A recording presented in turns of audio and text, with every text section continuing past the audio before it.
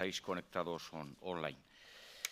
Agradecer otra vez al IAF y en este caso a su directora gerente, a Pilar Molinero, por su presencia y apoyo para la realización de estas jornadas, porque hemos hablado ya de automoción, de salud, de energía, logística y agroalimentación este año.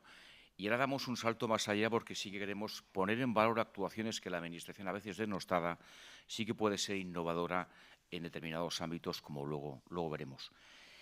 Y sí que somos conscientes, las empresas, que uno de los obstáculos más importantes que tenemos es la burocracia y los trámites administrativos que a veces paralizan meses, incluso años, proyectos de inversión, lo cual, especialmente en épocas de crisis, pues hay que ser especialmente ávido.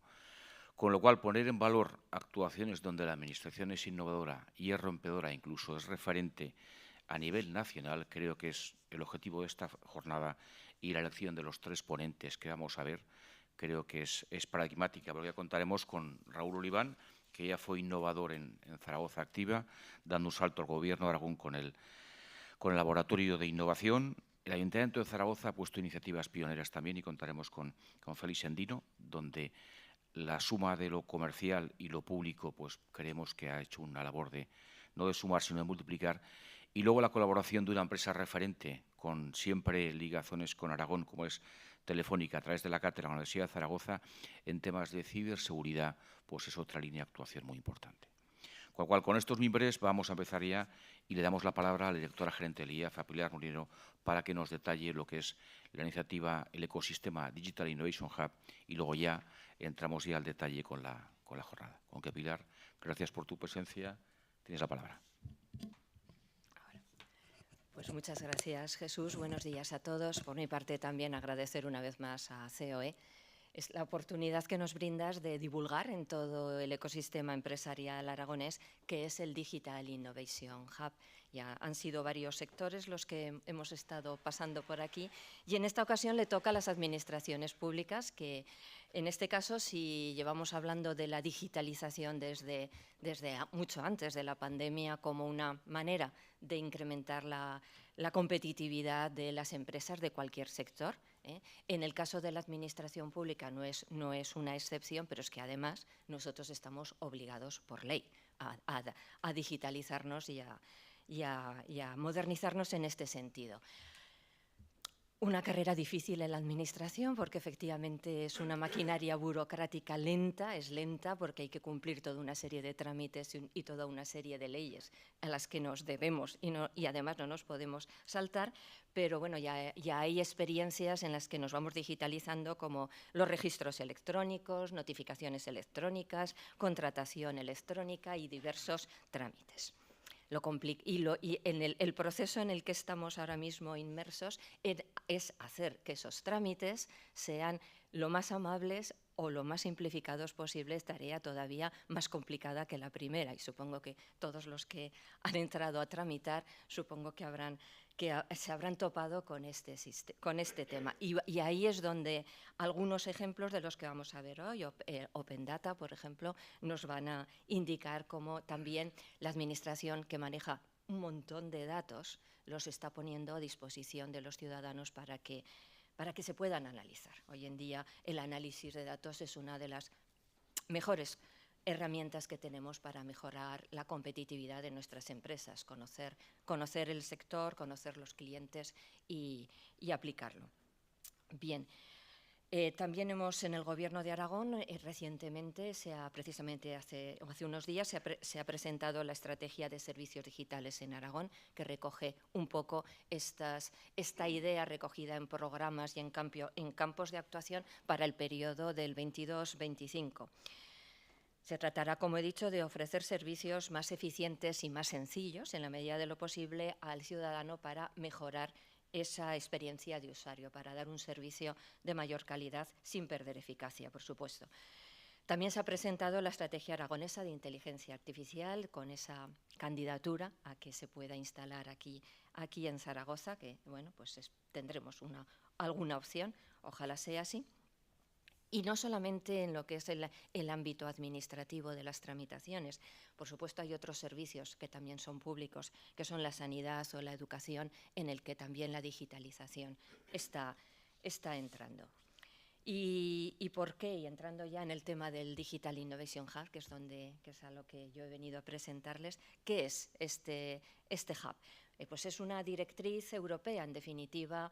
La Unión Europea en Europa somos 300 millones de ciudadanos, un mercado de esta amplitud, en el que, comparado con las potencias internacionales que son competidoras de Europa, estamos perdiendo competitividad. Esto es una realidad.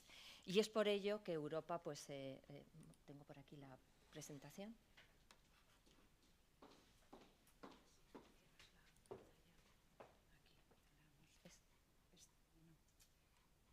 Esta de aquí. Gracias, Carolina.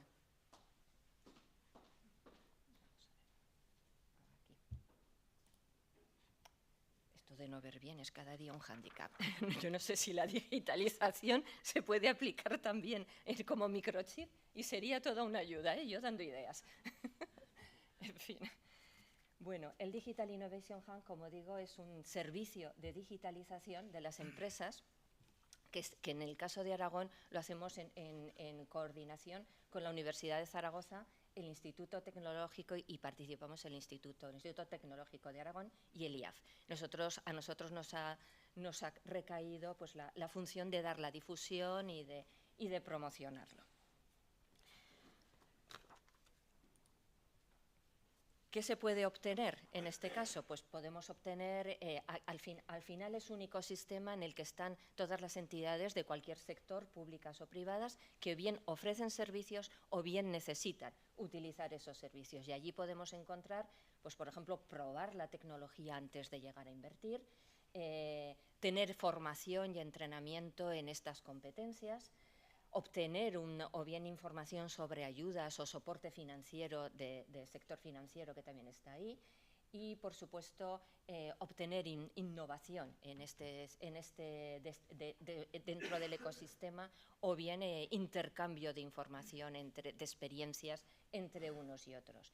Y todo ello, pues, para crear las mejores condiciones para que cada entidad, ya sea del sector que sea pública, privada o administraciones públicas en este caso, se aprovechen de las oportunidades digitales. Es de aplicación a cualquier sector. De hecho, ya prácticamente la mayoría de los que tenemos ahí alrededor de la nube ya los hemos ido tocando, ya se han ido viendo experiencias de éxito de empresas, tanto que han usado la tecnología como de aquellos que la ofrecen. Y bueno, pues hoy le toca al sector de la administración pública. ¿Cuántos miembros somos ya del Aragón Digital Innovation, que se lanzó hace apenas, justito, poquito antes de la pandemia, hace apenas 2 años? Pues casi un centenar ya estamos en este ecosistema, en el cual, pues, están centros de investigación y universidades de Aragón, administraciones públicas, de momento el Ayuntamiento de Huesca, así que animo, si aquí hay representantes de otras administraciones, a que se sumen aquí, tanto para explicar sus experiencias a otros, pues como para tratar de mejorarlas, y todo ello con el objetivo de hacer este entorno más amable de servicio al ciudadano. Parques tecnológicos, los de Aragón, están también, las fundaciones, organizaciones empresariales y agentes sociales, como no, los clústeres, que en este caso son los representantes de las empresas de TIC, de nuevas tecnologías en Aragón, y un conjunto amplio de empresas privadas. Y bueno, yo era solamente hacer una pequeña introducción, porque lo importante es que escuchen efectivamente a estos casos de éxito y a estas empresas que tienen la tecnología y la pueden difundir mejor. Simplemente me queda ya animarles a aquellos que no estén en este hub, a que se puedan unir a través de info@aragondih.com, y todo ello, pues, con el objetivo de que Europa sea pues también puntera en tema de innovación, y lo hagamos desde Aragón. Pues gracias, Pilar. Empezamos.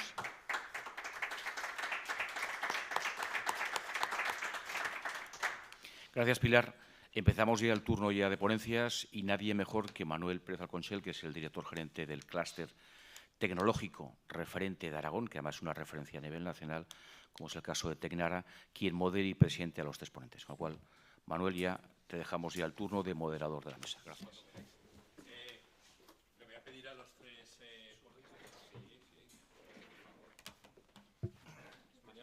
Es más mesa, ¿no?, que ponencias. Es mesa, es diálogo, es tertulia. Estando yo de por medio no puede ser una consecuencia de conferencia. Teníamos un ratito con el tema del formato. Vamos a intentar aprovechar. Vale, funciona. Yo lo que iba a hacer era un repaso para presentar a los representantes de tres instituciones que desde las administraciones públicas representan algo que es el reto principal de hablar de digitalización y lo público. Y es que las instituciones que componen el ecosistema de la administración pública nacional, regional, local, son tan diferentes, tan enormes y se dedican a tantas cosas que yo creo que es mejor desarrollar la vía del diálogo para contaros. De izquierda a derecha os los voy a presentar por si alguien no los conocía. Raúl Oliván, que es diplomado en Trabajo Social y licenciado en Comunicación, Publicidad y Relaciones Públicas, fue uno de los motores de las primeras iniciativas de innovación social, que es algo muy importante a la hora de hablar de economía, sociedad, bienestar y futuro. Fue un promotor imprescindible en Zaragoza Activa, azucarera. En la etapa de la pandemia, él fue también uno de los catalizadores de un fenómeno de innovación social que fue crear una red de valor y cooperación frente a una situación que nadie había podido comprobar previamente, que era la pandemia COVID, con el movimiento Frena la Curva, que utilizó las nuevas tecnologías para poner en común recursos, ayudas y soluciones. Actualmente es director general de Gobierno Abierto e Innovación Social en Gobierno de Aragón y dirige una iniciativa que tiene los ojos de medio mundo puesta en ella, que es el Laboratorio de Aragón de Gobierno Abierto. Hay mucha teoría en innovación social, pero hay que aplicarla en la práctica. La posición central, Fernando Tricas. Fernando, buenos días, que es profesor titular del Departamento de Informática e Ingeniería de Sistemas de la Universidad de Zaragoza. Ha sido vicerrector en la materia de la tecnología, vicerrector TIC, entre 2016 y 2021. Y desde hace un año dirige la Cátedra de Ciberseguridad patrocinada por Telefónica en el marco de la Universidad de Zaragoza. Y tiene un reto también muy importante, que es el programa de ciberseguridad, programa propio de la universidad, que se va a desarrollar en el campus de Huesca a propósito de ciberseguridad y protección de datos, que es otro de los retos que tienen las administraciones públicas cuando en la relación con los ciudadanos empiezan a amontonar conocimiento, datos, etcétera, etcétera. Para finalizar, antes del arranque, Félix Sendino. Buenos días, Félix. Es ingeniero superior informático, ha sido responsable de sistemas del Ayuntamiento de Zaragoza de 2004 a 2019 y actualmente es el jefe del servicio de redes y sistemas del Ayuntamiento. Toda la carga de los sistemas de información del Ayuntamiento de Zaragoza recaen en sus hombros y como empresa el volumen, la verdad es que es enorme.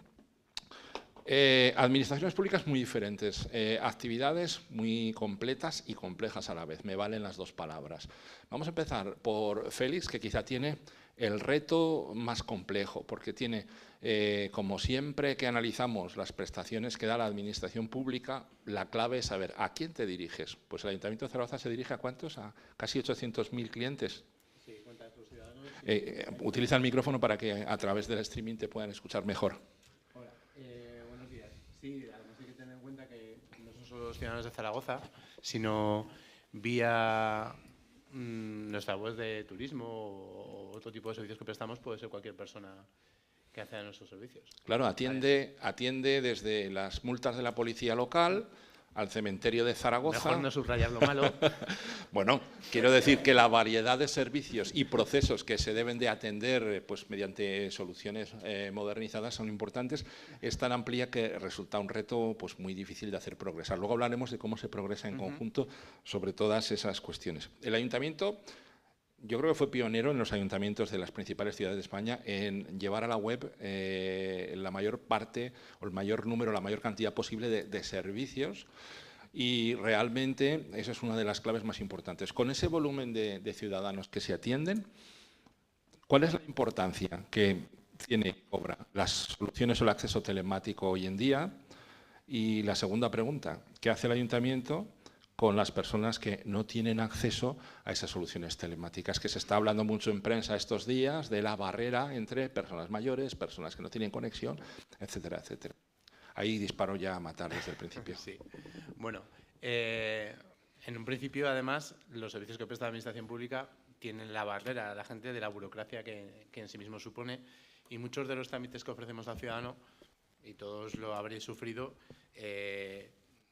necesitan muchos formularios, requerimientos de documentación, atender a distintos puntos de entrada de esa información y a distintas personas que gestionan esos expedientes.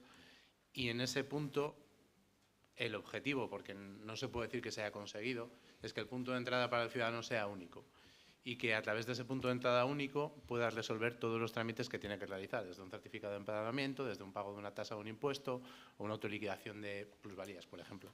Es un aspecto complicado y de cara a lo que se intenta es simplificar los medios de acceso, y muchas veces no depende solo de nosotros. Al final, recursos como las plataformas que se proveen desde el Estado, como la plataforma clave para el acceso a los servicios de firma o de autenticación de un ciudadano, son fundamentales para que todas las personas tengan acceso a sus trámites.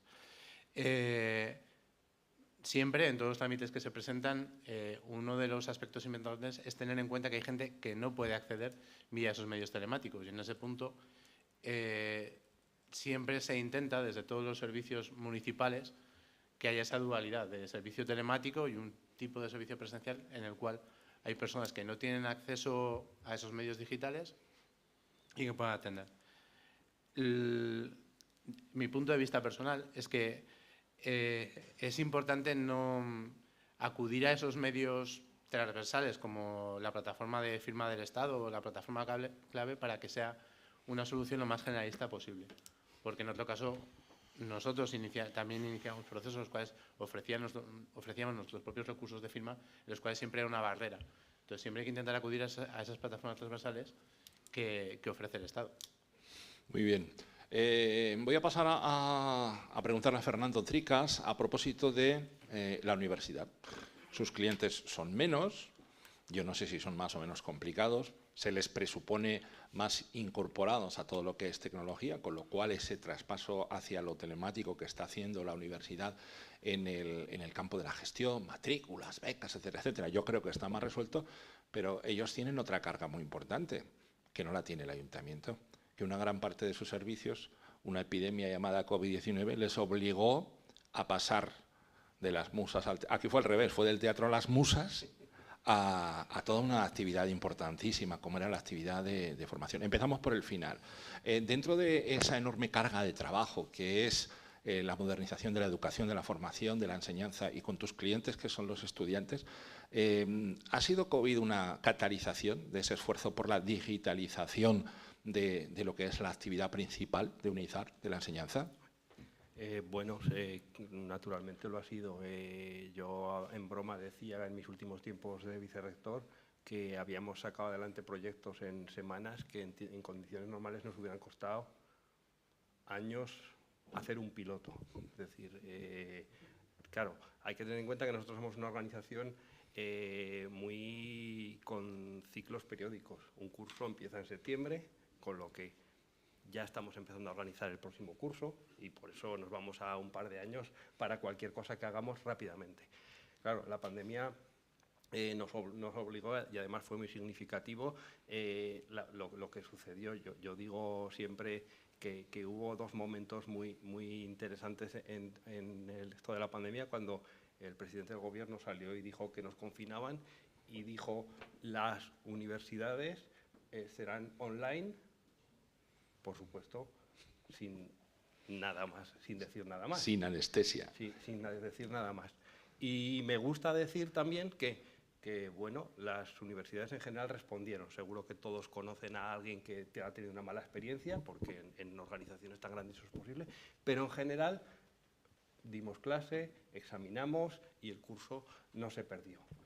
También me gusta decir que eso tiene varios motivos.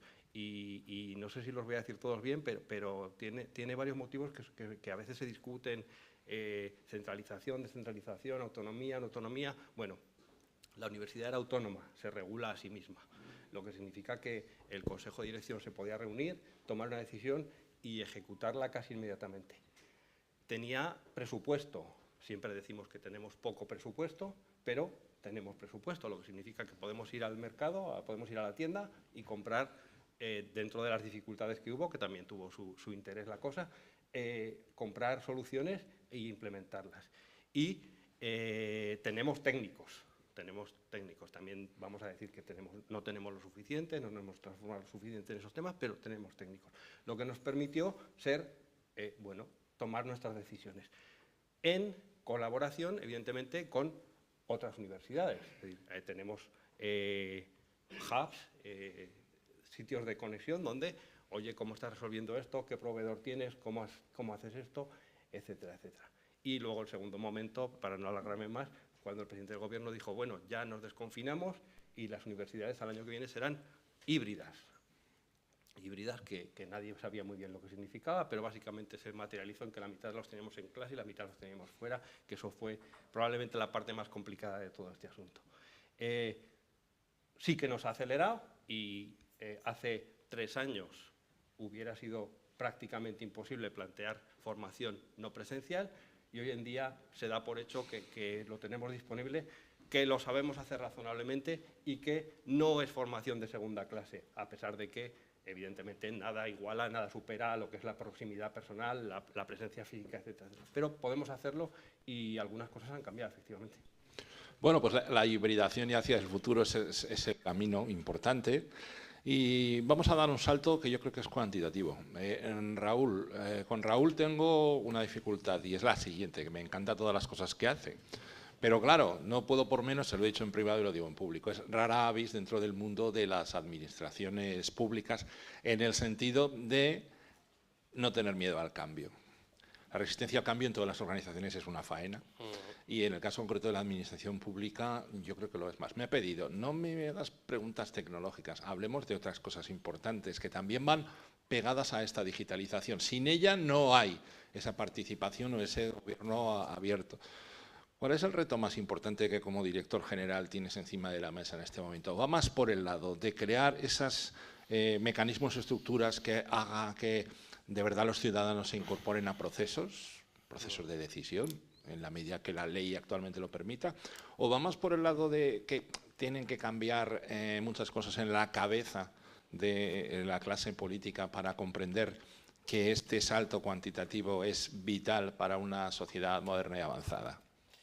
Pues muchas gracias por la pregunta, Manuel. Muchas gracias a la COE por invitarme a esta mesa y al IAF, dejarme que barra para casa diciendo que me encanta el trabajo que estamos liderando desde el Digital Innovation Hub, desde el Instituto Pilar. Así que, en fin, que está muy encardinado en las cosas que hoy quiero contar, ¿no? Nosotros hacemos gobierno abierto, que es esto que la gente interpreta como participación, transparencia, etcétera. Pero para mí es una excusa, es un primer paso para transformar radicalmente las administraciones. A mí la participación ciudadana y la transparencia me parece solo la excusa o el primer paso, el primer estadio, la primera fase de un proyecto mucho más ambicioso que tiene que ver con reformar, con repensar, con rediseñar las administraciones públicas en España. Mira, España, en general, los países de latitud occidental, lo público tiene un peso determinante. Hay algunos territorios, pues por ejemplo, en territorios donde lo público puede representar más del 50% del Producto Interior Bruto. Y por lo tanto, bueno, pues evidentemente la pujanza, la creatividad, la innovación que siempre atribuimos a las empresas, pues es, oye, consustancial a la idea del emprendimiento. Pero no deberíamos cejar en nuestro empeño de repensar y de transformar esas administraciones públicas. Ese es mi proyecto. Ese es mi objetivo, soy así de kamikaze. Yo soy funcionario hace 18 años y lo veníamos contando ahora con Carolina y con Félix, así un poco en el previo, ¿no? De que precisamente yo soy de los que pienso que los funcionarios que tenemos una red de cierta seguridad tenemos que ser los más arriesgados, los más innovadores de todos, ¿no? Decía algo así como John Maynard Keynes, decía el Estado está para hacer las cosas que las empresas no se atreven. Porque las empresas, evidentemente, bueno, pues se rigen por la lógica del beneficio y es fundamental. Y ahí está el ejemplo, por ejemplo, de la ciencia básica, ¿no? Que nos dio acceso a una vacuna muy rápida. Claro que luego la industria farmacéutica es la que termina de comercializar y tal, pero había ahí un conjunto de conocimiento previo, hoy ha salido lo del colon, ¿no? Que tenemos a mucha gente, a un aparato público muy importante desarrollando ciencia, a la que muchas veces, aquí te echo un cable, ¿no? A la universidad le decimos, y esto no hay transferencia. Bueno, pues es que resulta que tiene que haber unos tipos pensando y haciendo conocimiento y ciencia básica para que luego eso se convierta en bien común, ¿no? Bueno, en fin, yo quiero hablar de muchas cosas. No sé, Manuel, en el momento que quieras me reconduces. Vamos a intentar que el formato tertulia funcione, pero los tres tenéis muchas cosas interesantes que contar. Lanzo solo una idea en este primer round, ¿no? La pandemia, que monté esa plataforma que habéis citado de Frenar la Curva, que para el que no lo sepa, pues podía haber sido una cosa pequeñita de gestión del voluntariado en medio del COVID-19 para Aragón, y como lo hicimos en código abierto y con lógica de redes, se convirtió en una red internacional que impacta en más de 20 países, con Frenar la Curva en 22 nodos nacionales, implica a 2.000 personas, 300 organizaciones, miles y miles de chinchetas de ayuda en este país y en otros 18, y bueno, se convierte de hecho en la plataforma de innovación ciudadana más potente que se hizo en el mundo en el contexto de la pandemia, y nace desde el Gobierno de Aragón, nace desde una iniciativa del equipo que dirijo, pero como pensamos con mentalidad emprendedora y abierta y transversal, etcétera, bueno, pues la cosa escaló. Pero lo importante de esto no es poner en valor este ejemplo, sino que hemos aprendido un poco en la línea de lo que comentaba Fernando de este proceso del COVID-19. COVID-19 es un ejemplo más de los desafíos complejos, de los famosos wicked problems que dicen los anglosajones, problemas endemoniados a los que nos estamos enfrentando y a los que nos vamos a seguir enfrentando en los próximos años, ¿no? Cambio climático, soledad no deseada, pobreza infantil, obesidad, en fin, ahí hay envejecimiento de la población, miedo hacia la digitalización por la polarización del mercado de trabajo. Hay una serie de problemas que se caracterizan por ser difusos, por no ser claros, por ser interdependientes, por generar consecuencias desconocidas y sobre todo por no ser binarios, porque no admiten una solución buena o mala, sino en el mejor de los casos una solución mejor o peor, que nos tienen descolocados en general las administraciones públicas. A las empresas un poco también, pero las empresas siempre tienen cierta capacidad de adaptación y flexibilidad mayor que la administración pública, que como decía Pilar, somos un pelín densos, un pelín lentos. Esto nos va a exigir que rearmemos, que redefinamos la arquitectura de nuestros gobiernos, de nuestras instituciones, también de la universidad, por supuesto, o de las entidades locales, ¿no? Y en eso estamos nosotros. Ahí lo dejo porque si no me voy a extender y te voy a... Bueno, pues vamos a retomar. Ayuntamiento tiene muchos clientes empresa. Estamos en un foro netamente empresarial. En cuanto a la relación, siempre del ayuntamiento con las empresas, yo hago una división que vale para los tres, que sería hablar por un lado de los procesos, pero luego de las herramientas que nos permiten que esos procesos se conviertan en soluciones fáciles. ¿Cuál es el mayor reto, la mayor preocupación, Félix, en lo que a esta modernización tecnológica del ayuntamiento se tiene respecto a las empresas? Lo que más te quita el sueño, vamos. A mí, a ver, mi perfil como responsable de la parte informática del ayuntamiento al final es hacer funcionar las cosas. Entonces, hacer funcionar las cosas, hacer funcionar todos los proyectos y todas las iniciativas que se llevan al ayuntamiento implica definir proyectos y gestionar recursos. Y dentro del ayuntamiento, uno de los principales problemas internos es la coordinación de esos proyectos. De hecho, nosotros, bueno, con Fernando, estamos intentando diseñar dentro de una cátedra de transformación digital esa coordinación de proyectos de transformación digital en el ayuntamiento, y en el momento que vas a ejecutar esos proyectos y accedes a las empresas, muchas veces no como proveedores de servicios a las empresas, sino también como clientes de estas empresas, uno de los problemas principales es cómo facilitar, cuando somos clientes, los medios de acceso en el aspecto de la contratación, que antes también con Raúl estábamos hablando de este tema, cómo mejorar la definición de esos proyectos para que las empresas que licitan los contratos que nosotros publicamos lo tengan fácil para acceder a ellos. Muchas veces nos movemos en un ámbito en que muy pocas empresas se presentan a los contratos públicos, al menos en el ámbito del Ayuntamiento de Zaragoza. Y eso para nosotros muchas veces es un problema, porque no tenemos un ecosistema suficiente de recursos a los que acceder para ejecutar nuestros proyectos.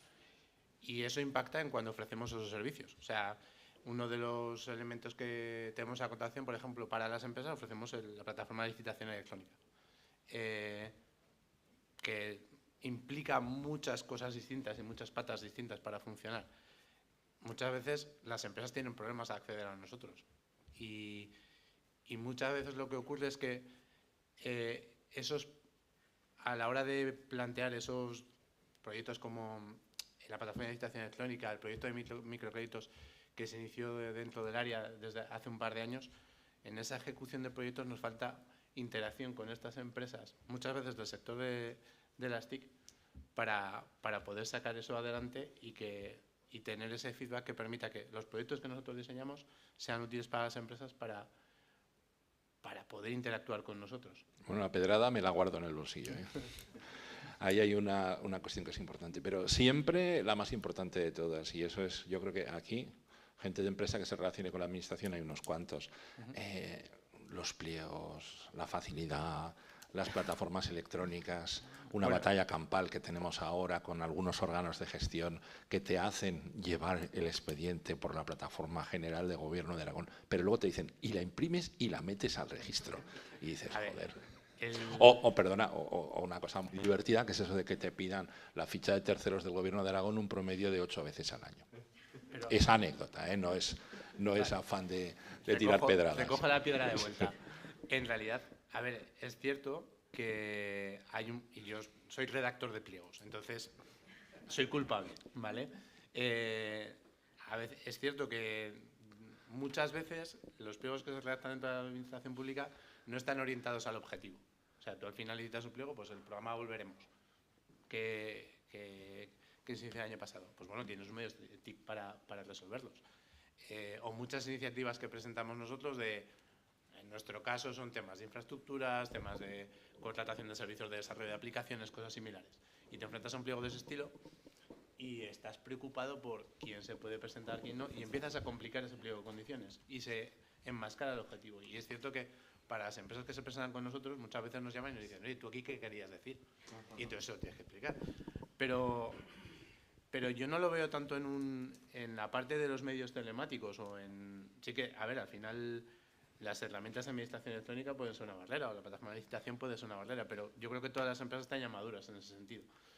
Es más en conseguir que, como decías antes, Raúl, que al final la burocracia o las leyes eran una excusa. Al final no estamos, en la parte de administración, la parte culpable nuestra es que no estamos, cuando redactamos esos pliegos, mezclamos tanto la parte burocrática, administrativa, de cumplimiento legal, que no vamos al fondo de la cuestión, que es qué servicio le estoy pidiendo a la empresa.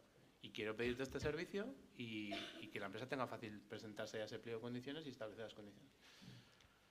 Yo creo que para poder simplificar esa parte, sería necesario, sí que es necesario un cambio normativo, ¿vale? Porque sí que la ley de contratación del Estado está orientada desde un punto de vista general. Y muchas veces cuando quieres plantear un contrato para un servicio TIC, hay muchas barreras que no te permiten decir, yo quiero este ámbito de empresas porque son las mejores que van a ofrecer este servicio. Eso muchas veces no lo puedes hacer. Tienes que buscar los recovecos para hacerlo, pero sería necesario poder publicar unos pliegos en los cuales lo fundamental fuera el servicio que le pides a las empresas y el servicio que tienen que proveerte. Y a partir de ahí, sí, establecer todas las limitaciones legales necesarias para garantizar que no se pervierta la contratación pública, ¿vale? Pero cambiar el enfoque. No tanto al cumplimiento de la norma como al servicio que te tienen que prestar. Eso sí que sería necesario. Y en la parte de tecnología, yo creo que los sistemas están muy avanzados. Podemos decir que, vale, la contratación pública, para simplificar esto de que luego no te pida la documentación en papel, para simplificar que no te vengan y te pidan el documento de no sé qué o súbeme un PDF con no sé cuántas. Los medios están y ahora con las nuevas tecnologías de automatización de procesos podría mejorarse muchísimo más. Pero hay más una cuestión de fondo. Ahí. ¿Vale? La tecnología llegará y que tú presentes una oferta técnica y que automáticamente un robot de RPA te la valore, eso estaría bien, se eliminarían muchos problemas a la hora de enfrentarse, sobre todo en el tema de concursos, si entre todos somos capaces de que las tablas de valoración se objetivicen al máximo y que luego haya un ser... A ver, hay iniciativas... Un ser de inteligencia artificial en la nube, bueno, que no hace pis, que no come, que trabaja las 24 horas y que además acierta un 99% de las veces. Ahí, desde el Tribunal de Cuentas de Aragón, hay iniciativas en las cuales se establecen qué fórmulas son las adecuadas para las valoraciones. O sea, eso se podría llegar.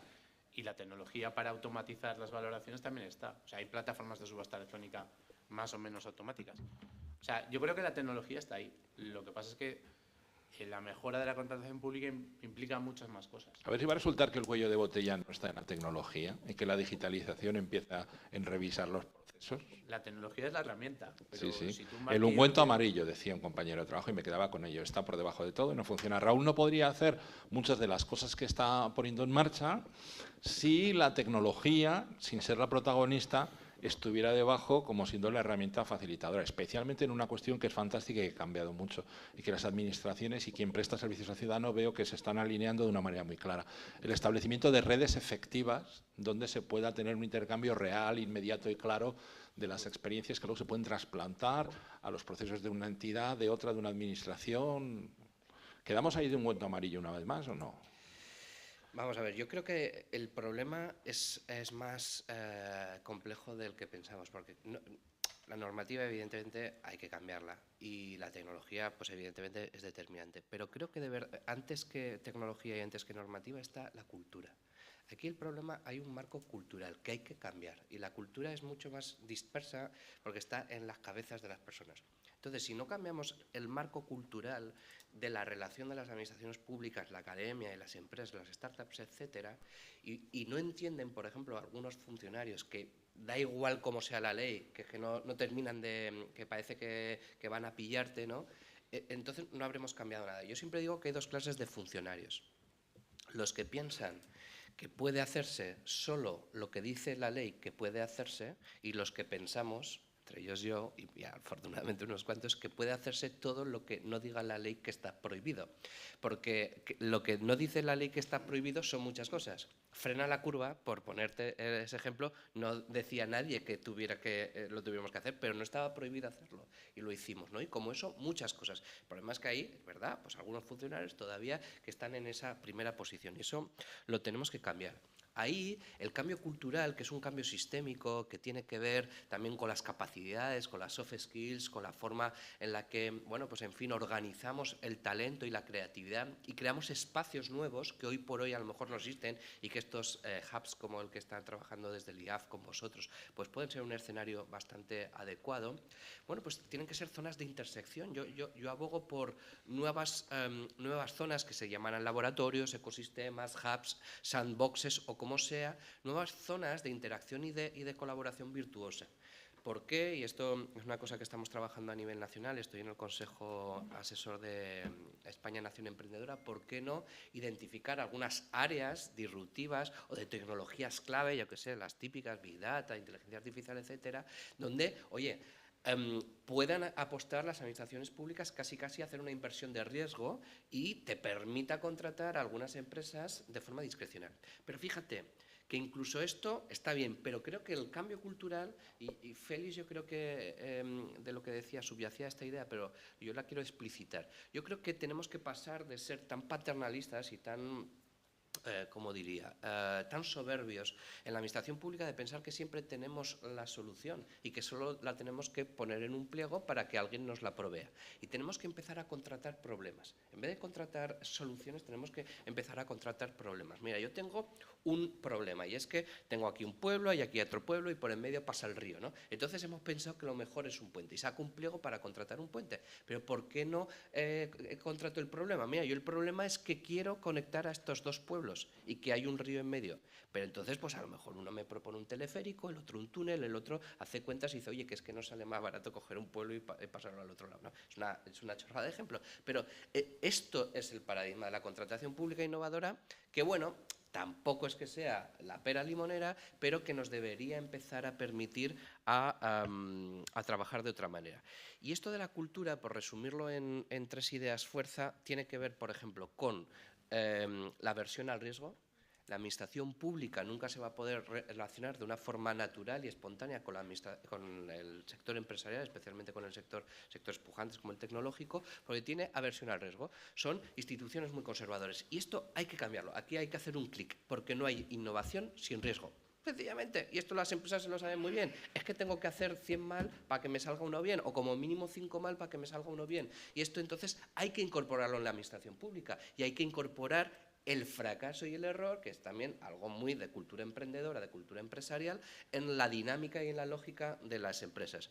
Y en tercer lugar, bueno, está esta idea de la inteligencia colectiva, que la trabajamos nosotros particularmente a través de la creación de normas y políticas públicas y estrategias en las que incorporamos, digamos, pues todas las perspectivas y todos los saberes, que es fundamental. Llegamos a un siglo XXI donde la idea de que unos pocos técnicos o unos pocos académicos saben lo que hay que hacer, bueno, pues se está resquebrajando por la emergencia de, bueno, pues de nuevas formas de organizar el conocimiento, de organizar el saber, y que tiene que ver más con lo colectivo y lo plural, gracias a, pues, en fin, lo que permiten las redes de inteligencia colectiva, de enjambración de voluntades, etcétera. Eso no es una cosa naif, no es una cosa ingenua, sino que está ahí para explotar, y que todavía, bueno, pues estamos dando nuestros primeros pasos, pero que puede ser muy prometedor. Bueno, entonces parece que queda claro que digitalización en las administraciones públicas es mejora de funcionamiento, es mejora de llegar a ese punto de que siempre soñamos, que era el modelo de gestión de las administraciones públicas, pues en los países nórdicos, que mitificamos y subimos una peana, que era que lo importante era que el ciudadano funcionara, tuviera recursos, fuera feliz, y que la administración pública fuera una herramienta de servicio. Digitalización va subordinada a lo que estabas comentando ahora, que es modernización de los procesos y cambio de cultura en todos, yo creo, desde el primer funcionario hasta el presidente del gobierno. Me voy a la universidad de nuevo, Fernando. ¿Por qué? Porque hay una cuestión que es tremendamente importante. Digitalización, en la parte de los trámites y servicios yo creo que está razonablemente resuelta, también es la que más facilidad tenía, pero vuelvo un poco al tema de la incorporación de esos nuevos modelos de que la formación llegue a los alumnos. Nos hemos quedado antes en la hibridación, quería seguir atornillando, pero debíamos rotar un poco los contenidos. ¿Cuál es la percepción que tiene la Universidad de Zaragoza, que es tu casa, respecto a cómo están reaccionando los alumnos a todos estos procesos más liberales de acceder al conocimiento, los procedimientos híbridos, combinar, dejo elegir a los alumnos, eligen los profesores? ¿Cómo es la situación actual en la que ves el punto de salida hacia adelante en lo que es digitalización de la formación, de los contenidos? Se nos ha pasado el miedo del COVID. Estamos ahora, nos quedamos en la hibridación. ¿Cuál es la estrategia de la universidad y qué sensación tiene de cómo la acogen sus clientes, sus usuarios, respecto a este tema de formaciones a distancia o no presenciales, por ser más correctos? Pues me pillas un poco, porque nuestros usuarios, nuestros clientes son muy variados y muy diversos. Yo recuerdo durante la pandemia... ¿No hay un universitario? No, por supuesto que no. Justo después de la pandemia, cuando esa hibridación, recuerdo recibir como responsable en aquel momento quejas amargas de gente que quería más presencialidad y que en su contexto cercano habían decidido que no, y quejas amargas de gente que quería más digitalización y que en su contexto habían decidido que era más presencialidad. Es decir, nuestro público, nuestra gente es muy dispersa y muy diversa. Y luego, algunos temas que en Aragón son especialmente relevantes, relacionados con cuando digitalizas, te encuentras con que hay gente que no está digitalizada. ¿Te refieres a dentro de tu propia organización? Dentro de mi propia organización. Sí. Nos encontramos, una de las primeras cosas que hicimos fue, y tiene que ver un poco con lo que han dicho de la contratación, en aquel periodo sabéis que tuvimos una excepcionalidad en la que podíamos contratar y comprar casi sin casi lo que liberalmente. Habrá que esperar un poco, sí. Pero me gustaría dejar aquí como nota lateral que han aparecido muy pocos desmanes, por no decir ninguno. Es que hago un corte porque también lo ha nombrado Félix en el previo. Normalmente en este tipo de coloquios las cosas más interesantes se dicen antes de empezar y después de terminar la charla formal, mientras dura el café. Pero que yo creo que lo ha lanzado Raúl, que las administraciones tienen que empezar a tomar iniciativas, entre comillas, más temerarias vistas desde el punto de vista de cómo se funciona y se trabaja ahora, en el sentido de que los procedimientos de compra, adquisición, etcétera, etcétera, tengan una cierta componente de independencia y de libertad para el órgano de gestión que necesita comprar 200 no sé qué es. Sí, y que a lo mejor se ve enfocado a una solución más rápida, diferente, económica, y que lo que sería sacar una orden de base, sacar una convocatoria, hacer el concurso, valorar el concurso, resolver el concurso, etcétera, etcétera. Pero además, con agilidad extrema. Nosotros una de las primeras cosas que hicimos, la siguiente semana de estar confinados o así, fue comprar pues 150 portátiles, básicamente para estos estudiantes que estaban desconectados, digamos, porque asumimos que el profesorado, bueno, pues en caso de necesidad, cogía su equipo del despacho y se lo llevaba a la oficina, y con eso aún hubo que solucionar algunos pequeños problemas en alguna gente, pero funcionaron fundamentalmente estudiantes, y un número equivalente de tarjetas de datos con saldo para poder conectar. Para poder gastar. Y repartimos más de 100. Claro, entre 30 o 40.000 estudiantes igual no es mucho, pero existe esa situación. Con lo que no solo teníamos gente que prefería la presencialidad, sino que teníamos gente no digitalizada en 18, 19, 20 años, por motivos diversos, en algunos casos por pura situación económica, pero en otros casos incluso situaciones más extrañas. Entonces, me cuesta mucho hacer ese análisis, y creo, y mi experiencia del último año, es que el modelo, a pesar de que he hablado antes mal del modelo, el modelo ha de ser el híbrido. Es decir, que el que quiera y pueda esté presente, como está ocurriendo aquí, y que el que quiera y pueda o no pueda estar presente esté en Nos está viendo al otro lado de Internet. Internet. Porque aquí hay un número de personas, pero gracias a que tenemos unos medios técnicos, hay a lo mejor incluso más gente fuera. Entonces, híbrido. Yo creo que ese es el futuro. Insisto, no hay nada como en una clase levantar la mano y preguntar, o cuando se acaba la clase acercarse al profesor o estar con los compañeros y resolver la duda que se tenga. No hay nada equivalente a eso. Pero, claro, cuando, sobre todo ya en formación más adelante, a lo largo del ciclo de la vida, etcétera, etcétera, tienes un trabajo, una familia, unas responsabilidades, pues el tiempo que destinas a desplazarte, lo que sea, tal, es inasumible, es inabordable. Por lo tanto, esa hibridación nos permite acceder y que accedan a nosotros un tipo de personas que además son súper interesantes, porque claro, a pesar de que es menos esfuerzo que la presencialidad, es esfuerzo, y la gente que viene a formarse con un interés adicional, normalmente es un estudiante estupendo, con un interés más grande que alguien que le cuesta menos esfuerzo, etcétera, etcétera. Iremos viendo cosas en los próximos años. Una cosa que tenemos que ver es que parece que todavía nadie ha dado con la tecla de cómo hacerlo correctamente, paquetarlo. Sabéis que hace unos años tuvo a los cursos masivos, los MOOCs, etcétera, etcétera. Todo eso, bueno, parece que se ha pasado porque no está muy claro qué hacer, pero desde luego tengo clarísimo que cualquier iniciativa que se haga hoy en día tiene que tener en cuenta posible presencialidad para los que quieran tener esa presencialidad, y acceso remoto para los que no puedan, no quieran o no les sea posible acceder presencialmente. Y eso tiene mucho valor y la tecnología nos ayuda. Muy bien. Habéis nombrado que en algunos casos, en estos procesos de digitalización, que yo casi los llamaría más, lo haría de una manera más abierta, procesos de modernización. Se cambian procesos, se mejora la posibilidad, la rapidez, la inmediatez, la seguridad, pero ha hablado Fernando de que incluso en una entidad como es la universidad, se podían dar casos por parte del profesorado de personas menos proclives a lo digital o a la digitalización.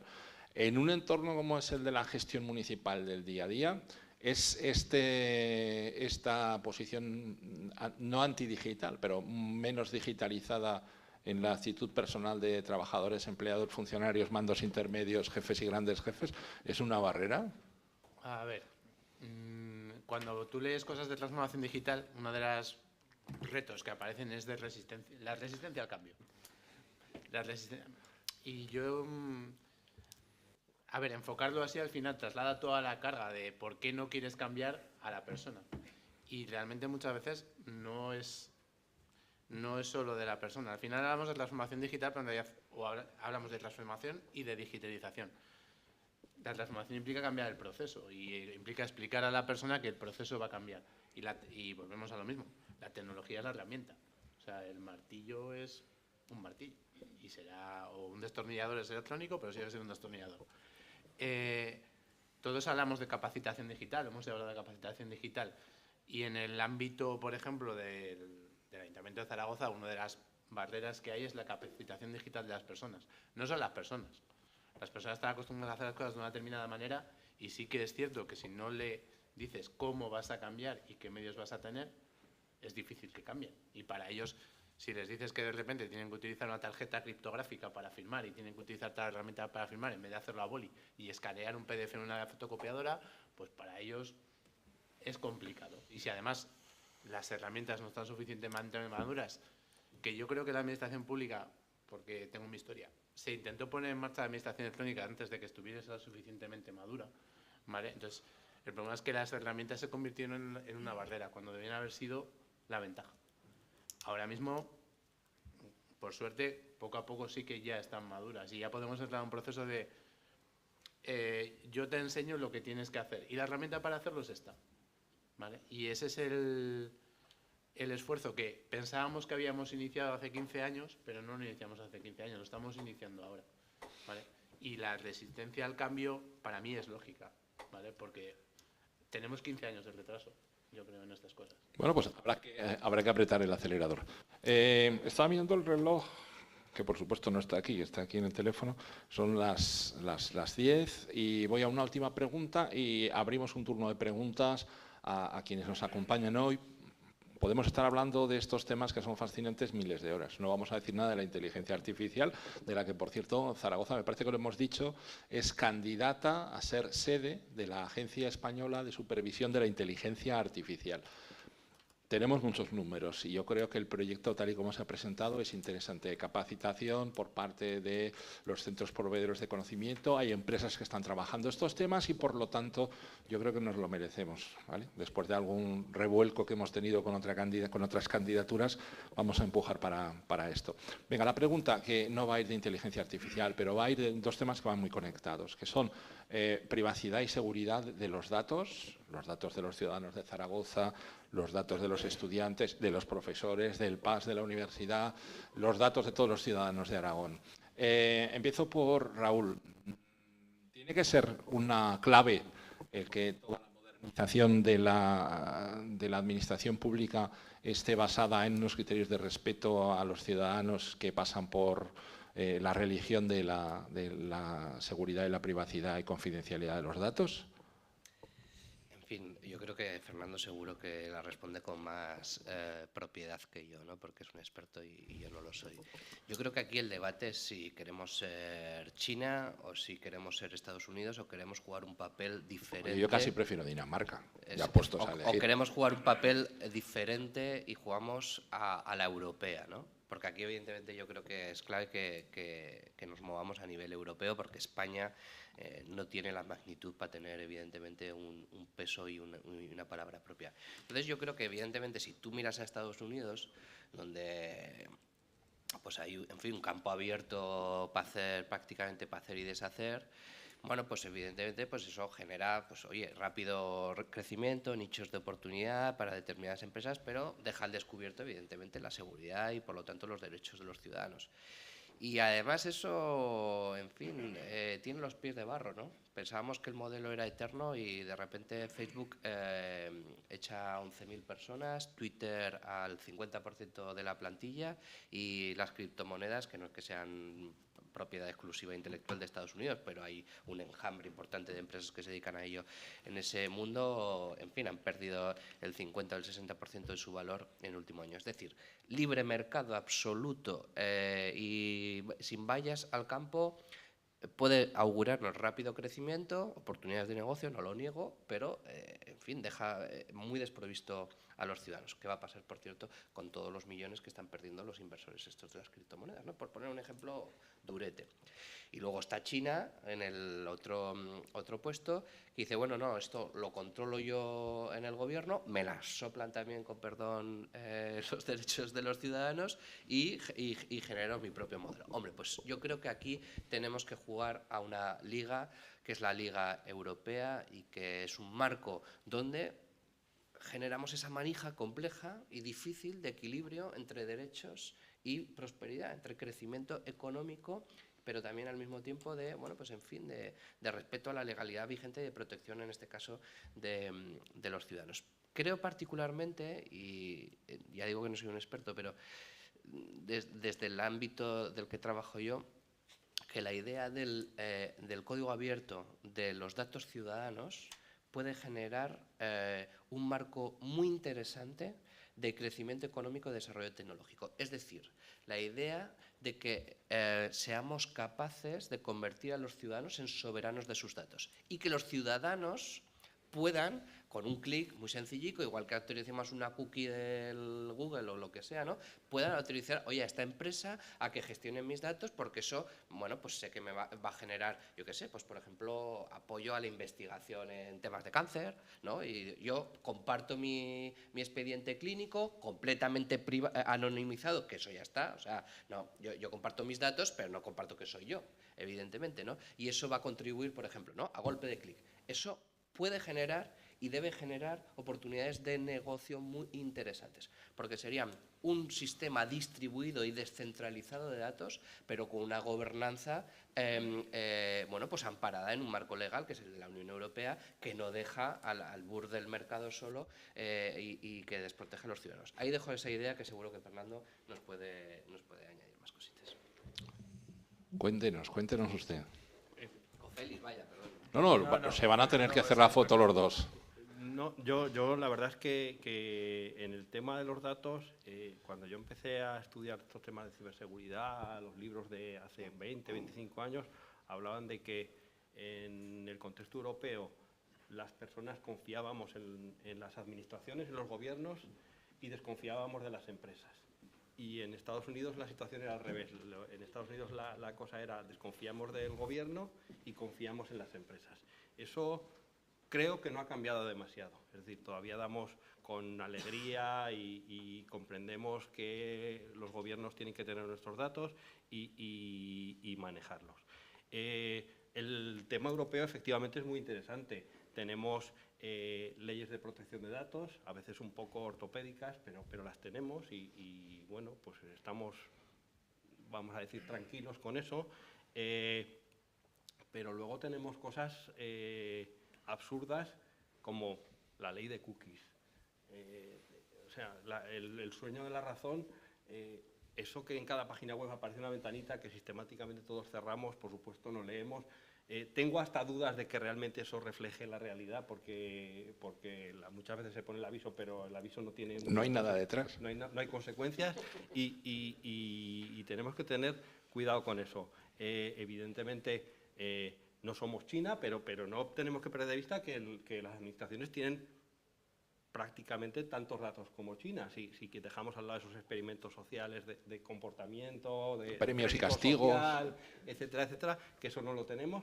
Tenemos muchos datos, en general, bien manejados, es decir, ese conservadurismo que decía Félix antes. Nuestros funcionarios son muy celosos de los datos, los protegen y a veces incluso es un freno para digitalizar, porque aparece el miedo a qué puede pasar cuando yo ya no los tengo aquí en las carpeticas, sino que los tengo en una nube, qué va a pasar, etcétera, etcétera. Y ahí hay tensiones, pero desde luego, por lo menos, estamos no en manos de las empresas y tampoco exclusivamente a lo que diga el gobierno, con lo que posiblemente estemos en una situación ventajosa desde el punto de vista del ciudadano. Oportunidades de negocio, entiendo que tiene que haberlas, pero lo que no tenemos o por lo menos creo que no tenemos suficientemente, es esa cultura de emprendimiento, de iniciativas que, bueno, ya o eres intraemprendedor dentro de una administración o eres emprendedor fuera, pero no existe esa cultura de trabajar juntos, de hacer iniciativas. Hay algunas poquitas, pero no existe esa. Por lo tanto... Pero eso igual es un poco culpa vuestra, porque yo creo, no, porque dentro de lo que es la formación de los futuros tecnólogos, y hablo en general, abarco distintos grados y especialidades, no sé si se insiste mucho en que los datos son una nueva materia prima de altísimo valor sobre la que se puede trabajar, pensar, investigar, hacer negocio, etcétera, etcétera. Quiero ser atrevido. Posiblemente sea culpa nuestra y también vamos a decir una cosa, que anda por aquí flotando todo el rato y nos ha dicho, y es que en general nuestros funcionarios, nosotros estamos siendo ya un poco mayores. Hemos pasado a una época en la que se nos prohibió contratar, la tasa de reposición sí. se dejó al mínimo, y ahora estamos viendo que habría que ver en nuestro contexto quiénes son los funcionarios más jóvenes. Funcionarios, no digo trabajadores, funcionarios. Y veríamos que los funcionarios más jóvenes son mayores. Esto da para otro tema muy curioso, y es que la historia económica de Aragón tiene 1 o 2 pelotazos de crecimiento exponencial que coloca a una serie de trabajadores y profesionales de sectores muy críticos o de sectores muy contributivos de la economía y los servicios en Aragón, que están todos en la misma barrera de los 60 años. Con lo cual, esto es para estudiarlo, Raúl. Puede haber una especie de crack en el que en 5 años se jubilen la mitad de los médicos de atención primaria, todos los mayores de 58 que están en Stellantis, etcétera, etcétera, en el ayuntamiento. Yo cuando entro, es que este experimento ya lo he hecho, a título particular. Ves más gente por encima de unas edades que por debajo de unas edades. Y eso provoca que, por muy innovadores, por muchas ganas que tengamos de innovar, pues la demografía es criminal. Al final hay energía que ya no tienes, sí. hay ideas que ya no están accesibles a tu esto, y eso también es un problema. Necesitamos sangre nueva en las administraciones, porque probablemente algunas cosas se desatasquerían por sí solas. Habrá alguna voz díscola que te dirá, Fernando, que lo que iremos haciendo es automatizar, robotizar, no sé qué, pero eso es para otro debate. Sí. Vamos a ir con Félix contestando a esta pregunta, porque tenemos preguntas que llegan por el chat, pero también tenemos la oportunidad de que quienes están aquí hagan sus preguntas. Como el tema es chulo e interesante, el reloj, hay un extraño fenómeno que va a doble velocidad de la velocidad normal. O sea que, Félix, el tema datos... ¿Quieres que me centre en la parte de ciberseguridad o la demografía? No lo sé. La de la demografía... Pero bueno, yo eso lo veo más como algo cultural que como algo de edad. En cuanto al tema de ciberseguridad y la protección de los datos, sí que es cierto que estamos en una fase en la cual, a ver, todos conocemos casos de ciberataques, en el ayuntamiento hemos tenido problemas. Ahora estamos en una fase en la que todos ponemos paraguas y ponemos barreras, y nuestro esfuerzo es en poner las barreras, los paraguas y la detección. Estamos en una transformación digital, y lo que creo que sería importante, y sería un medio para facilitar objetivos como el que plantea Raúl, porque al final, por ejemplo, el de compartición de los datos de una manera anonimizada es... Nuestros sistemas ahora mismo no se diseñaron así. En el Esquema Nacional de Seguridad hay un principio básico que es el de seguridad por defecto. Si en estos procesos de transformación...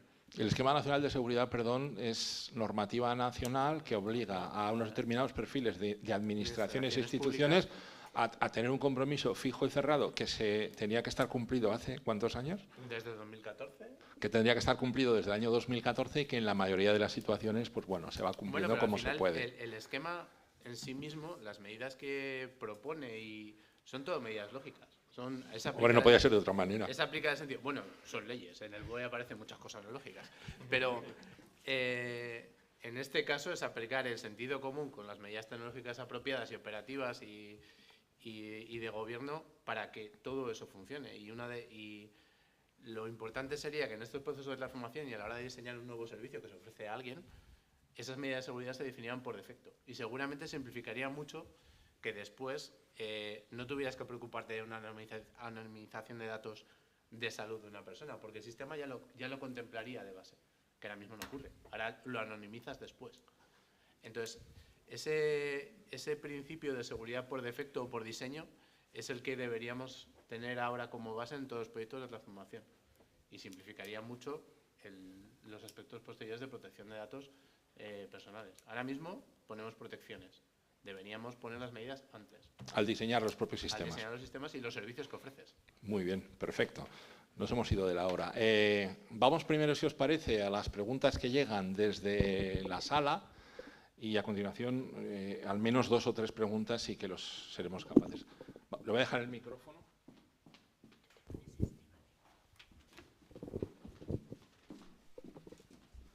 ¿No hay ninguna pregunta en la sala? Sabía que sí. Acercar el micrófono, no la ves, tienes las columnas lo atrapan. ¿Qué tal? Buenos días. Hola. Es una pregunta para Félix, del Ayuntamiento de Zaragoza. Te la hacemos desde Savia, somos proveedores de servicios tecnológicos para la administración local y me gustaría que nos pudieras dar unas pinceladas de los 3 puntos estratégicos de vuestra digitalización, desde el punto de vista técnico, en este caso, como es tu perfil. Gracias. Vale. Los objetivos a día de hoy, bueno, hablo de cosas que hemos hablado en el ámbito de la cátedra con la Universidad de Zaragoza. Realmente, uno de los primeros puntos es reorientar nuestros proyectos de cara al servicio. Uno de ellos pues, es la gestión de trámites del ciudadano. Al final, nosotros muchas veces somos proveedores de servicios internos en el ayuntamiento, proveemos de servicios a la policía local, a los bomberos, ya lo he comentado antes. Redefinir lo que nosotros hacemos y orientar al servicio, y que en esos pliegos de condiciones a los que vosotros acudís, y hay una frase que has dicho tú antes, el ejemplo del puente es cierto. Nosotros normalmente escribimos los pliegos y hacemos las solicitudes a la empresa diciendo cómo la empresa nos tiene que resolver el problema, en lugar de decir solamente el problema, y tú ya me lo dirás, ¿vale? Y eso es verdad. Muchas veces por miedo a que los proveedores nos ofrezcáis soluciones que no nos encajen, ¿vale? Y no estemos cómodos con ellas. Y ahí hay un poco de miedo, y eso es cierto. Creo que eso lo estamos cambiando, ¿vale? Hay un aspecto que va a marcar todos los proyectos que lancemos ahora, que es el tema de la seguridad. Sí que antes no veías un capítulo ahí que pusiera seguridad o ciberseguridad en los pliegos de TIC, ¿vale? Que sacamos de ahí, ya va a aparecer. Y hay un aspecto que es la parte de innovación, ¿vale? Que sí que va a aparecer a lo largo de los próximos años, que es en todos los servicios que prestamos, qué tecnologías son las que nos pueden ayudar a mejorar esos servicios. Analítica de datos, seguramente una de las cosas que inevitablemente cuando hablas de trámites hablas de robotización de procesos y hablas de, ya lo diré, escaneo inteligente de documentos. Al final, nuestro tratamiento de documentos digitales, ¿vale? Ahora mismo recuperamos sus PDFs, los tratamos más o menos, extraemos metadatos, hacemos unas poquitas cosas con ellos, ¿vale? Y uno de los esfuerzos grandes en todos los proyectos que iniciemos es automatizar todo eso, de cara a que al ciudadano, a las empresas, a todos nuestros clientes, no tengan que, además de mandarnos un documento, rellenar un formulario con 40 campos, que es lo que está pasando ahora, ¿vale? Entonces, son ese tipo de proyectos en donde vamos a avanzar. Y luego, evidentemente, yo te estoy hablando de proyectos de gestión. Va a haber muchas iniciativas, pues eso, por ejemplo, un ejemplo es el Volveremos, o muchos proyectos que son de cara al ciudadano, en un ámbito en el cual el medio tecnológico que nosotros teníamos hasta ahora cambia. No es la web municipal, o no es, empieza a ser aplicaciones móviles, empieza a haber otros medios de interacción con el ciudadano, y en todo eso también vamos a cambiar bastante, ¿vale? Bueno, no sé si te he contestado. ¿Hay alguna pregunta? Sí. Hola, buenos días. Muchísimas gracias. La verdad que los ponentes han estado muy bien. Tengo que agradecer a la COE por esta magnífica tema que nos preocupa muchísimo a los empresarios con relación concretamente al tema de contratación. Y es cierto que se está adelantando, pero faltan muchas cosas por resolver. En el tema de la digitalización, ahí tenemos, la mayoría de los empresarios, hay muchos problemas para poder dar. Yo querría hacerle al señor Félix, creo entender que ha dicho que se llevaba el planteamiento de los pliegos de condiciones. No sé si es así o no. Yo he comentado que yo redactaba pliegos de condiciones. Vale. Yo lo que me gustaría, por favor, es saber si nos podría decir concretamente quién interviene en el tema de los pliegos de condiciones. ¿Quién interviene? Sí.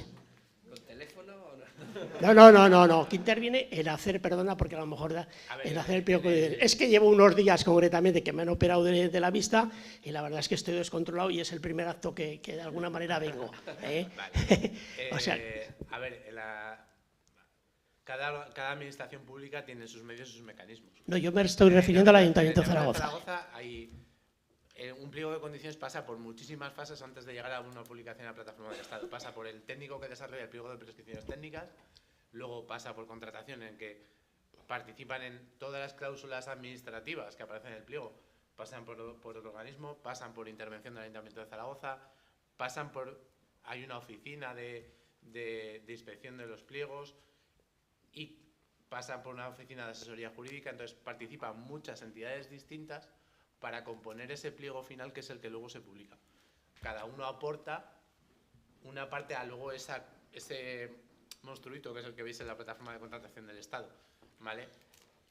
Normalmente el pliego de prescripciones técnicas va aparte, pero a veces las cláusulas se mezclan y a veces es confuso buscar cuál es la información real que necesita un licitador, pues yo qué sé, cláusulas como los plazos de entrega de algo o el horario de prestación de servicio o composición de equipo de trabajo, o donde pedís ese currículum. Sí que al final es confuso porque participamos muchas entidades distintas en la elaboración de sus pliegos. Lo que pasa es que yo quizás a lo mejor no he hecho bien la pregunta y por eso no se me contesta. Yo lo que querría concretamente, porque aquí pasa lo siguiente, que yo creo que además, me imagino que sí que estará por parte del ayuntamiento entero. Sacan un pliego de condiciones. Mi pregunta después, ¿eso quién efectivamente se hace una adjudicación? ¿Quién es el que de alguna manera está controlándose aquella adjudicación que han dejado otros contratistas de alguna manera? Pues claro, ¿quién controla todo eso? ¿Se sabe algo de ese asunto o no? Todos los contratos tienen un responsable. Vale. Tiene un responsable definido que se define en el expediente del contrato. Y luego otra, porque hay muchas cosas que si acaso en otro momento tal, pero hay otra que es la siguiente. Sale un contrato, por ejemplo, para 2 años, se adjudica para 2 años prorrogados para otros 2. Pero resulta que ese contrato se convierte en 8 o 9 años. Eso concretamente, ¿quién es el que efectivamente, por qué se tarda tanto? Lo mismo que concretamente para hacer una adjudicación, que también es cierto que se presenta, igual se tarda, pues no lo sé, pues vamos a ir ahora en un contrato del orden de año y pico. Yo no sé si eso efectivamente es normal, no es normal, tal.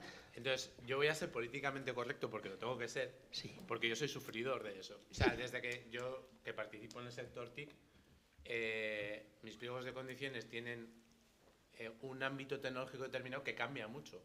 Desde que yo lanzo un pliego de condiciones hasta que luego se adjudica, la tecnología ha cambiado muchas veces. Y lo intento prever en los pliegos, pero aún así, para cuando vas a adjudicarlo, la tecnología ya ha cambiado, ¿vale?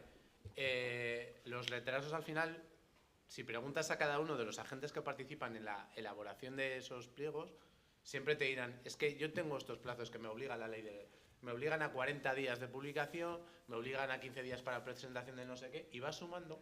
De repente los días no son naturales, son días laborales. Empiezas a sumar y pasan los meses que da gusto. Luego, respecto a la siguiente parte, que es después un contrato tiene una duración determinada y unas prórrogas determinadas, y luego hay que pasar a la siguiente licitación, ¿vale? Vuelven a ocurrir los mismos retrasos.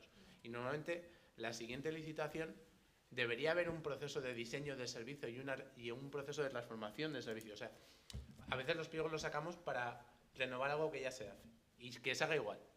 Y realmente uno de los objetivos nuestros es que no se haga igual, que tú el siguiente pliego de condiciones lo hagas para que se haga mejor. Claro. ¿Vale? Y eso implica retrasos. Vamos a intentar atender. Bueno, pues muchísimas gracias y ya seguiremos hablando. Gracias. Hola, buenos días. David Moreno, de INICOM. Habéis compartido, habéis tenido en común la orientación al ciudadano, ¿no?, de la administración pública, tanto en Gobierno de Aragón, Ayuntamiento de Zaragoza como en Universidad, en los próximos proyectos, ¿sí? Yo quería poner encima de la mesa cómo queda esa calidad del servicio de atención al ciudadano cuando por ley, y aquí os he hecho un capote, en la licitación pública el precio tiene que ser al menos un 51% de la valoración objetiva. Y esto además en un contexto donde los salarios van a subir. Bueno, yo creo que Hago yo de capote total. El que está en la puerta con un capote así de ancho intenta esquivar 600 kilos de toro, ¿vale? No es en torno directo del tema que estamos hablando hoy de los procesos, sino que esto es ya una guerra política que se vive desde hace mucho tiempo y es el tema de la cuantificación de los valores reales, y eso desde la empresa sí que hemos empujado a veces a la administración con la escoba, bien empujados, en el sentido de que es importante que a la hora de la valoración de los servicios, etcétera, se haga una valoración realista de los servicios y que no favorezca. Me estoy contestando yo, Félix. No, sí, yo tengo algo que decir de esto también. Que en realidad el hándicap está en que si se utiliza una valoración que no es realista, pues se obtendrá un resultado que no será realista. Aceptación del contrato y luego ya veré cómo lo saco adelante. Félix. A ver, en esto lo que ocurre es que al final hay unos principios básicos de objetividad, de transparencia, de igualdad entre todos los licitadores que se tienen que cumplir. Y ahora, la preocupación de todo el mundo cuando tú haces una adjudicación es que la valoración que tú hagas esté suficientemente justificada para que no haya ningún problema. O sea, nosotros nos enfrentamos a una situación en que cuando hacemos una valoración subjetiva tenemos que justificar tanto los criterios de valoración que yo estoy seguro que la mitad de los licitadores saben lo que tienen que poner para conseguir el tope de la valoración. Porque realmente lo tienes que decir, porque el objetivo principal es la objetividad. Desde mi punto de vista personal, por una desconfianza en el técnico que va a hacer la valoración. Quizás sea una desconfianza justificada. Quizás ha ocurrido que los técnicos no valoraban bien, pero realmente ya no hay el criterio de... No es fácil establecer un criterio que diga, este me parece mejor que este otro. Eso ya no ocurre. Yo tengo que decir, este me parece mejor que este otro porque ha puesto verde fosforito en lugar de verde turquesa, en lugar de verde celeste. Entonces, llega un momento en que todos los criterios se convierten en casi objetivos. Y hay una parte que es la valoración del valor que te aporta la empresa y el valor que te aporta por su experiencia, por el recorrido en un determinado servicio, por la innovación y porque tiene ideas buenas, que es muy complicado valorar y es imposible de justificar. Y ahora lo que te piden es justificarlo todo. Voy a por dos preguntas que teníamos registradas del chat. O vamos con la... Te ha tocado la última pregunta de la sala. Afortunado soy. Sí. Soy David del Campo, de Dinámica, y yo tenía una pregunta para las tres administraciones, y es ¿qué predisposición tiene la administración a la hora de adoptar soluciones tecnológicas ya implementadas frente a la redacción de pliegos, todo esto? Ha quedado, la pregunta, perdona, voy a hacer de defensor del pueblo, ha quedado un poco rara, es decir, rara en el sentido de que no sé si comprendemos, yo me ha costado entender un poco el ¿comprendéis a qué me refiero? Sí. Es decir, tenemos una solución tecnológica implementada en el mercado y la administración tiene una necesidad para solventar un problema, ¿vale? Entonces, ¿qué es lo que hace la administración? Puede abogar por esa solución que parece que se engloba dentro de sus necesidades o coge y tiene que hacer una licitación para garantizar transparencia, etcétera, etcétera. Bueno, en fin, estamos dándole todo el rato la vuelta al mismo tema, ¿no? Que es el marco normativo de la contratación pública en España, que es pues bastante limitante. Hoy por hoy, si tú quieres contratar algo, aunque esté ya en el mercado, lo vas a tener que sacar a concurso, y el que más chufle capador, ¿no? Y bueno, y se da, en fin, creo que no me vendrán aquí a restar los de Hacienda si digo que en numerosas ocasiones, como la solución está desarrollada, pues hay contactos previos en los que la empresa ayuda y asesora, a veces con un contrato de asistencia explícito y a veces sotoboche y tal, sabiendo la empresa que se arriesga a no ganar el contrato. Esto lo habéis hecho todos, o sea, que no creo que esté diciendo nada que no se sepa, ¿no? Sabiendo que os arriesgáis a perder el contrato que vosotros mismos habéis ayudado, pues a sustanciar, porque tenéis el conocimiento experto para en un momento determinado definir, ¿no? En fin, las claves de ese contrato. Esas son las reglas del juego. Dicho esto, de verdad que creo que tenemos que ser imaginativos, seguramente la normativa habrá que tocarla, pero incluso dentro de la normativa siempre hay resquicios, siempre hay grietas en los que se cuela la luz, ¿no? Y hay que crear nuevos marcos de verdad de colaboración, nuevos esquemas, nuevas incluso, en fin, joint ventures, spin-offs, instituciones híbridas que transitan entre lo público y lo privado para poder, de alguna forma, hackear el marco de la contratación pública, que es muy unidireccional, que es muy paternalista y que nos ubica en una posición pues, de tajadera, ¿no? Poco menos de estar ahí cortando y limitando el talento y la creatividad, para que el sistema sea mucho más proactivo. No hay ecosistema si la relación, si la conversación es unidireccional y de abajo arriba entre la institución pública y el mercado, sacamos el pliego y se presentan y nos viene la solución. Eso no va a generar un ecosistema dinámico, asertivo, proactivo, en fin. Y creo que ahí pues llevamos años hablando de los famosos ecosistemas de Estados Unidos o de Shanghai o de, en fin, o los de Israel, Tel Aviv y tal. No sé si, no me gusta tanto esos modelos, pero sí que creo que hay cosas de que podemos emular y sobre todo, bueno, pues consiste de verdad en crear marcos en los que hagamos entender culturalmente a aquellos que tienen que interpretar la ley, pues que hay cosas que tienen que ser diferentes, ¿no? Que tiene que haber una ventanilla para que se presente una empresa o una startup, ¿no? Y diga, oiga, yo tengo esta solución a un problema que ustedes ni siquiera se habían planteado que tenían. Eso tiene que existir. Normalmente se hace en acción comercial, ¿no? Se hace un LinkedIn o un email o una llamada, oye, mira que tenemos esto, que si me recibes tal, depende de cómo sea el funcionario y lo ocupado que esté, te bufa más o menos, ¿no? Ese es el... Y de vez en cuando pues hay alguno que pum, pum, pum, toca la campana y dice, hemos vendido algo, pero es difícil, ¿no? Bueno, pues eso hay que crear ese espacio y que no sea acción comercial, sino que sea un sistema, oye, incluso transparente, competitivo, pero también dinámico, flexible, ¿no? de generación de sinergias y de aportación de soluciones. ¿Por qué no lo construimos, ¿no? Con convocatorias abiertas? Se dice, oye, convocatoria abierta, sector, ¿no? Ya ni siquiera quiero esto, ¿no? Quiero profundizar sobre este eje, a ver, ¿qué hay?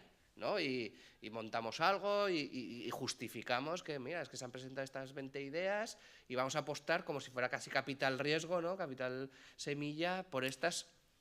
Y vamos a decir que el 20% sean nada más microempresas o que sean startups de noveles, ¿no? Para tal y que otros... Bueno, en fin, intentas compensar, ¿no? Y luego, pues evidentemente, pues barres para casa para que sean empresas más de tu tierra, que eso que la ley no lo permite, ¿no? Por cierto.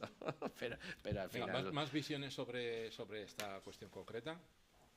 Bueno, yo no sé si he entendido bien, como decía Manuel, pero he entendido que nos hablaba de soluciones un poco paquetizadas, estándar, que adoptemos. En ese sentido, pues probablemente el paradigma serían los ERPs que muchas empresas tienen y eso. Y tengo que decir que, desde luego, en mi casa somos puñeteros. Una de las cosas que yo quise hacer, lo digo así porque fue una de mis sorpresas cuando yo empecé en temas de gestión. Uno de los proyectos que yo quise abordar fue estandarizar el proyecto de los trabajos de fin de grado y proporcionar la solución tecnológica, que por cierto no existe, porque eso es un producto que solo sirve para contextos muy esto.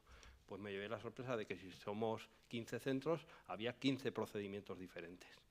Y 15 procedimientos diferentes que varían en el estudiante viene aquí y tal, o no viene, pero luego viene, o tiene que mandarnos una copia impresa, o tiene que mandarnos 5 copias impresas porque nosotros no podemos pagar.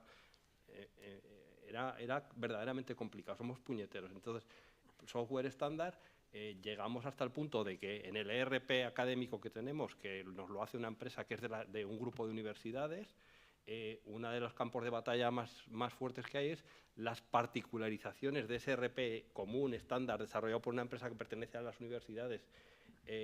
Bueno, pues las particularizaciones para cada una de ellas. Somos, en nuestro caso, puñeteros. A ver, yo creo que ocurren dos cosas. Si he entendido bien tu pregunta, en general cuando se saca una licitación, a ver, yo personalmente no soy partidario de reinventar las ruedas. Si hay una solución en el mercado que realiza un determinado servicio, lo que es acudir a ella. Sí que me he encontrado que es difícil transmitir que es importante contratar herramientas desarrolladas y que tengan una determinada madurez para garantizar la operatividad y que sobre todo hay una empresa detrás, un conjunto de servicios detrás que garanticen el funcionamiento de esa herramienta a lo largo del tiempo, ¿vale? Yo no sé por qué o mi sensación es que mucha gente piensa que compra una herramienta, la pone y ya se olvida. Y uno de mis esfuerzos en todos los servicios del ayuntamiento es que sean conscientes que cuando se licite la contratación de una herramienta o de tecnológica o una plataforma, lo que sea, al final detrás van unos servicios de soporte y de mantenimiento y de evolución de esa plataforma, porque tú no lo montas y ya está. Eso va de la mano a que si la herramienta está desarrollada y tiene una determinada madurez, se supone que hay determinados aspectos de la operatividad y de la vida de esa herramienta que ya tienes garantizadas. ¿Qué ocurre? Luego vas a licitar y en las licitaciones, por el ámbito de transparencia, ya lo tienes que dejar abierto. Y muchas veces ocurre que hay herramientas que están no están en las mismas condiciones que un desarrollo desde cero que te pueda plantear una empresa de desarrollo, ¿vale? Tiene una parte negativa gorda, que es que acabas con 200 desarrollos distintos que muchas veces dan la misma funcionalidad que te daría una herramienta base, ¿vale? Frente a eso, a ver, hay una herramienta a nivel legal y en la contratación pública innovadora que es las consultas preliminares al mercado, en las cuales a través de esta herramienta tú puedes, los proveedores y los fabricantes te pueden ofrecer soluciones y luego tú el contrato que publicas después puede ir orientado a esas soluciones. Pero no, yo la he intentado usar y no es bastante flexible, pero permitiría que para un determinado problema acudir a esas soluciones ya desarrolladas y ya que te garantiza una respuesta a ese problema, ¿vale?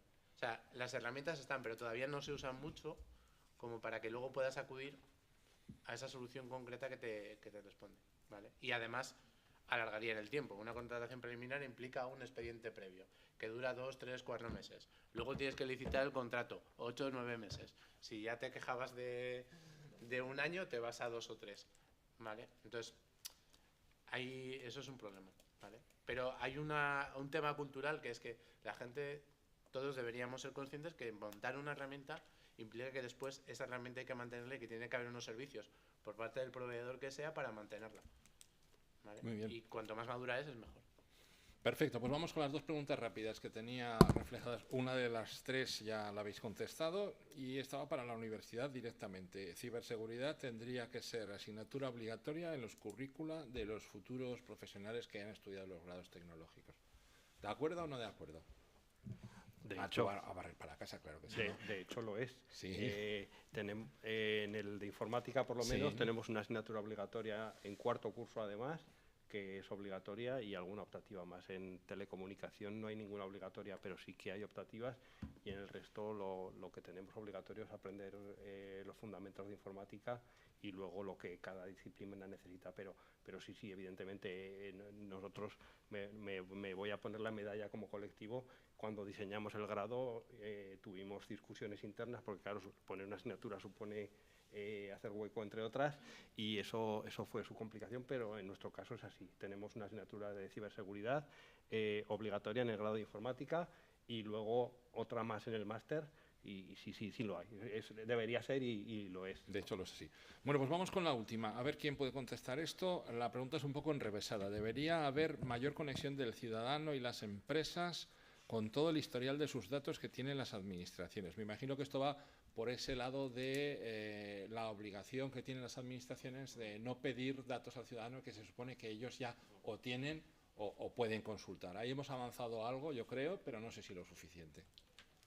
¿Autoriza usted a que el órgano de gestión consulte? Insistiendo en mi idea antes, ¿no?, del modelo europeo y de las posibilidades, que creo que fue un poco obtuso y no lo clarifiqué bastante. Yo creo que hay un mundo muy esperanzador en el que de repente los datos no sean de Facebook, los datos no sean de Google, pero tampoco sean del Ministerio de Sanidad y sean de los ciudadanos. Y que tú tengas una carpeta ciudadana, como diablos queremos que se llame, con todo, lo de Hacienda, lo de tu ayuntamiento, lo de tu historial médico y tal. Esto, en fin, podría estar ya, ¿no? Pero vamos a ser realistas y digamos que en 10 años podría estar preparado, ¿no? Tú, un sitio centralizado donde todos los datos que has generado, incluso... ¿Quién sería el custodio ideal de esa carpeta?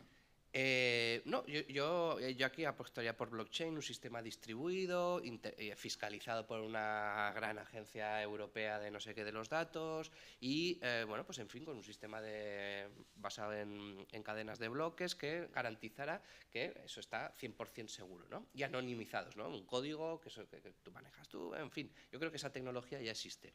Y que tuvieras, oye, te metieras y dijeras, ¿permites que esta administración consulte estos datos tal? Sí. ¿Quieres ceder los datos a investigación científica tal? Sí, no, o solo así, o todos anonimizados, o incluso, oye, que me da igual que sepan, en fin, mi grado de colesterol, ¿no? Todo. Y eso sería brutal. Eso sería brutal porque además permitiría, insisto, una oportunidad de negocio espectacular y también de desarrollo científico y de conocimiento. Eso es el modelo al que tenemos que tender, ¿no? A un sistema en el que los ciudadanos son soberanos de sus datos. Y claro, los ciudadanos no se van a organizar solos, no van a montar un día, vamos a hacer una hackathon y vamos a hacer una plataforma así de andar por casa basada en blockchain para nuestros datos. No, eso es verdad que lo tiene que liderar el gobierno, lo tiene que liderar Europa, lo tienen que liderar los países, pero poniendo el foco en la soberanía digital de los datos en manos de los ciudadanos, que pueda colaborar de forma virtuosa y confiable y transparente con las empresas. Porque, oye, a mí sí me llega, en fin, una notificación bien clara, dice, usted dona sus datos a la industria de farmacéutica para que... Pues, oye, pues yo seguramente voy a decir que sí, porque quiero que, en fin, mis hijos, a lo mejor no yo, pero mis hijos se beneficien de un medicamento que han estudiado pues a partir de mis hábitos, o no sé qué, o de mis datos del móvil, o de movilidad, de tráfico, de servicio. O sea, quiero decir, las oportunidades de Big Data, ya lo sabemos, son infinitas mezcladas con inteligencia artificial, etcétera, ¿no? Yo creo que ese es el paradigma. Y eso, en 10 años, debería estar resuelto. ¿Algún comentario más? Si queréis añadir a este tema de los datos, A ver, en el ámbito de datos administrativos, a ver, en todas las organizaciones públicas, al final sí que se tiende a cada vez centralizar más datos a carpeta ciudadana y ahí sí que hay servicios centrales. Dentro del portal de administración electrónica tienes la plataforma de intermediación, que uno de sus objetivos principales es que todas las administraciones públicas volquemos nuestros datos ahí y que todas las administraciones públicas los recuperen y que un certificado de Hacienda no se lo tenga que pedir ni a la empresa ni al ciudadano, sino que me venga de ahí.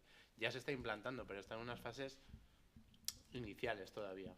Pero bueno, por ejemplo, el portal de intermediación de datos, ese está operativo ya y ya se usa en muchos de los trámites de la administración. Y un inciso, Félix y Manuel, una idea de medio minuto. Y esto, tengo algunos colaboradores que están un poco dándole al bolo, podría generar rendimiento económico, también para el ciudadano.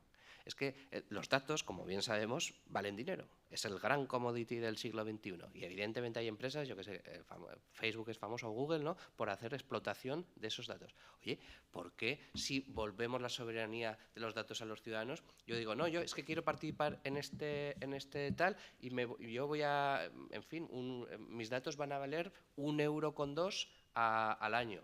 Y empiezo a hacer clic, clic, clic, clic, clic, clic, y de repente me sale que me están ingresando 583 € porque estoy participando en estos proyectos que empresas están, evidentemente, multiplicando el valor de eso, ¿no? Pero te dan un porcentaje de ese valor. Eso es viable y es posible, y ahí, pues evidentemente, en vez de que grandes monopolios digitales exploten el 100% de los datos, podríamos tener ciudadanos haciendo uso y rendimiento de esos datos con un ecosistema floreciente de empresas medianas, pequeñas, ¿no?, que podrían también explotar. Eso es a mí el futuro que me interesa, no 5 grandes empresas que lo cogen todo, sino 5.000, 10.000 empresas en Europa pudiendo generar valor con esos datos que también tienen un retorno para los ciudadanos, ¿no? La clave de la etiqueta es en Europa. Europa os espabila o lo tiene muy complicado. Muy bien, pues agradecer a los 3 ponentes que han estado contando cosas muy interesantes. No sé si esperabais exactamente encontrar esta charla, pero yo creo que es una charla realmente curiosa, porque ha incidido en aspectos muy variados y que son absolutamente relevantes. En nombre de la organización del evento, COE Aragón, gracias, y nos vemos en la próxima, que no sé de qué temática es, Jesús. Turismo, otra gran industria de Aragón que necesita de la tecnología para avanzar hacia adelante.